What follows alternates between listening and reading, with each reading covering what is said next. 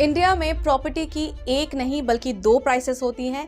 एक वो जो सेलर बोलता है और एक वो जो गवर्नमेंट मानती है।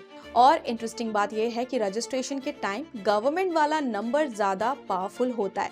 इसी सिस्टम को सर्कल रेट कहते हैं। सर्कल रेट बेसिकली गवर्नमेंट का फिक्स्ड मिनिमम प्रॉपर्टी वैल्यू होता है। ये वैल्यू लोकेलिटी और सिटी के हिसाब से चेंज होता रहता है। कहीं इसे रेडी रेकनर रेट बोला जाता है तो कहीं गाइडलाइन वैल्यू। सिंपल एग्जाम्पल के साथ समझते हैं। अगर किसी एरिया का circle rate 50,000 rupees per square foot है और फ्लैट 1,000 स्क्वायर फीट का है तो गवर्नमेंट उस प्रॉपर्टी की मिनिमम वैल्यू 5 करोड़ रुपीज मानती है।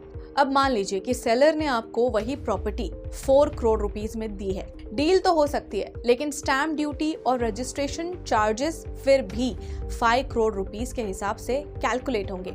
यानी कि सिस्टम हमेशा हायर वैल्यू को कंसिडर करता है एक्चुअल ट्रांजैक्शन प्राइस या सर्कल रेट जो भी ज्यादा हो। और ये रेट्स रैंडमली डिसाइड नहीं होते।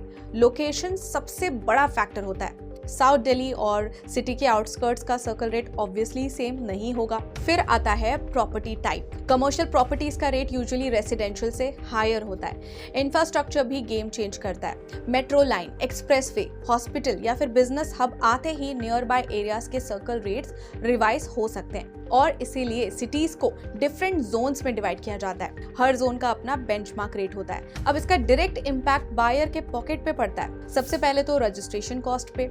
सर्कल रेट बढ़ा तो स्टैम्प ड्यूटी और रजिस्ट्रेशन एक्सपेंस भी बढ़ गया। दूसरा इम्पैक्ट होम लोन्स पर आता है। बैंक्स प्रॉपर्टी की रजिस्टर्ड वैल्यू और वैल्यूएशन दोनों देखते हैं, इसीलिए circle rates indirectly loan eligibility और अपफ्रंट पेमेंट को अफेक्ट कर सकते हैं।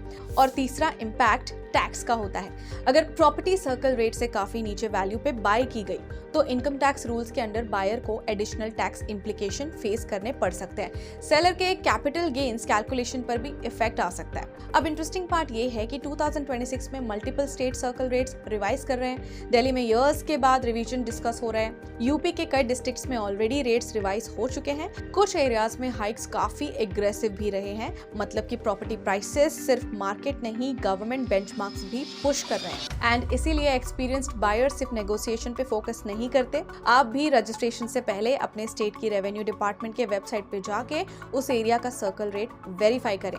एक छोटी सी रिसर्च लाखों बचा सकती है। अगर आपको ये वीडियो इन्फॉर्मेटिव लगा हो तो लाइक, शेयर और हमारे चैनल को सब्सक्राइब करना बिल्कुल ना भूलें। Investments in the securities market are subject to market risk. Read all related documents carefully before investing.